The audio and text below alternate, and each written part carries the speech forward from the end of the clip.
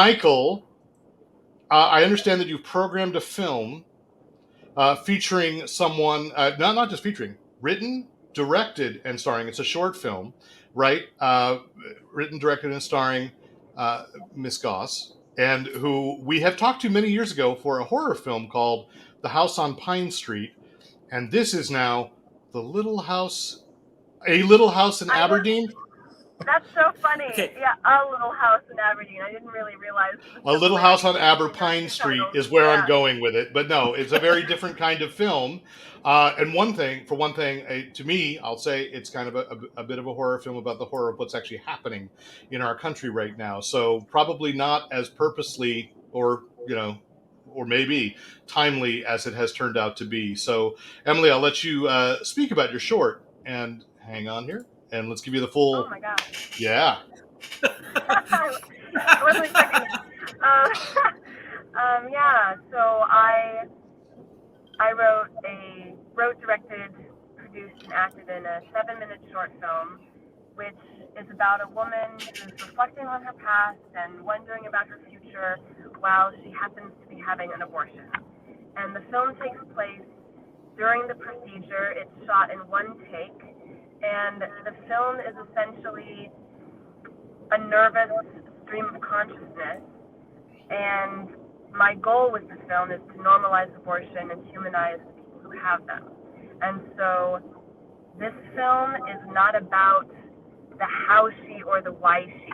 It's about Right. who she is, and affirms that people are more than their abortions, and that sometimes an abortion is not a big deal. This film is a very simple slice of life to just bring us into this character's world, and then it ends. It's interesting to say one take. So why make that choice with the script? For several reasons. Because the film takes place during the procedure, I wanted to demystify an in-clinic abortion. The abortion procedure that my character is getting is called a manual vacuum aspiration, and it takes between 5 and 10 minutes. Most abortions take that brief amount of time. And so by shooting it all in one take, there's no passage of time, there's no sleight of hand. And also, the audience is forced to be in that room, and maybe they would rather not be in that room, but I don't let them look away. And I prove that there's really nothing horrific about the procedure. Sometimes when we think about abortions, we think about medieval instruments, and but an abortion is a very routine procedure. And so that's something that can be best highlighted by a oneer, but also like keeping the tension taut was also really important to me. Not letting the tension escape with a cut. Yeah, it's interesting because I think as you're saying that people on either side, I'll grant people that read the site or watch are probably on both sides of the issue, and yet most of us who have an opinion have no idea what actually happens. It's become this very big buzzword, and so fascinating thing. How was it directing yourself? Were you a stubborn actor?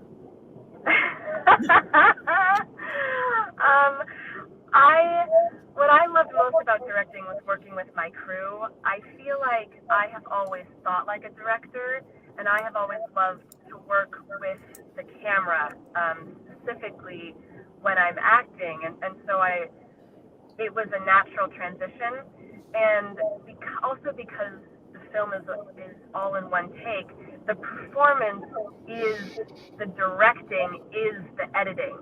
My timing and my interaction with the camera, and I was always keeping the camera in my sights and responding to what it was doing, that was the best way I could direct the film. So it was a really challenging but fun and fulfilling experience. Cool. And I was thinking about the one single take is the last time I actually saw you was you were doing stage work, and you're doing stage work in the place in the United States where it's like we're not really known for our stage work here. It was in Los Angeles, Atwater Village, I think. Great stuff. So I mean, you are a stage actor as well as film and television. So was that influencing too for that writing a monologue as an actor? You're kind of like, oh yes, this is a fantastic piece. Definitely. My comfort with long minutes of text, was invaluable. But the monologue actually came from a challenge that a TV casting director, TV and film casting director, put out in the spring of 2020. And she said, actors, here's a prompt, and write a 1 minute monologue that starts with the sentence, "Oh, I'm sorry," and the other prompt was, "Oh, it's you." So I chose, "Oh, I'm sorry," to be the first line of my monologue. I wrote the 1 minute monologue for this challenge, and then many months later was flabbergasted when my monologue became a finalist in this competition. And that just validated me, that showed me that there was something there. And the 1 minute monologue is essentially the first minute of my film. So when I decided to turn it into a film, I just expanded it. But yeah, it kind of came about naturally. And not having seen it yet, but I know that Michael will be sending me a list of links to things in the next couple of weeks. Is what you shot this obviously then during the pandemic, and I don't know how many people are in and out of that room. I mean, probably not many, but still, what were the challenges you had in filming during a lockdown? Yeah, this was a union project. We used the SAG-AFTRA short project agreement, and so it gets more expensive because of COVID testing. But it was a 1 day shoot and a very, very small crew because it is only 3 people in a room who are more or less stationary the entire time. So actually, as far as COVID projects go, this was a pretty good one because we were able to do it with only a skeleton crew. Cool. And then once again, that is A Little House in Aberdeen. Rick, you have a question? Yeah, Emily. I had also not seen the film, of course, and Michael slacking, but Totally. the smile, he's not saying no. But reading the description of the film, the last line of the description on the Cinequest site is this film is only available to watch in the USA. Now, I understand that from a licensing point of view, but it made me think: are there parts of the USA where you would be worried about the reception of this film, given current events? And That's a really good question. I want to share this film with people who believe with people who have different opinions about abortion. I believe in bringing everyone to the table, and I think by not focusing on the politics of the procedure, but rather focusing on the person, that this film can appeal to many people.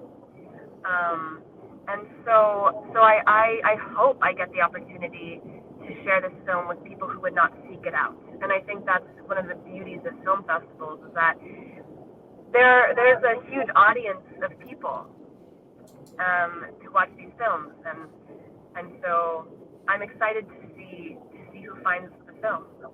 I hope you're very correct. I Yeah. would hope as much. And this will be streaming, I believe, starting April 1st through the Yes. 16th, right? Because the 17th is 17th. it is through Easter Sunday. Okay. And this, as I said, it is streaming. My understanding is this is still a virtual Cine Joy, as you called it last year, right? It is, but Emily will be here in August too for the in-person. So Good.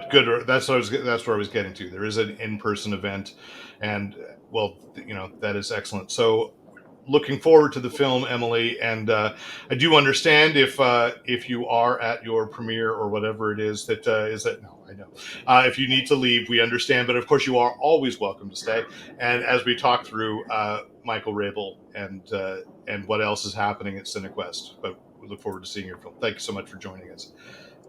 Thank you so much for having me. I can't wait to interact with you guys virtually in April, and I hope to see you all in person in August. Really looking.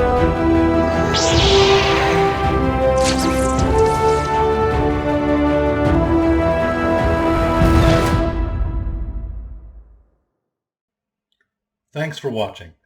Be sure to hit the subscribe button so you don't miss out on any Fanboy Planet video content.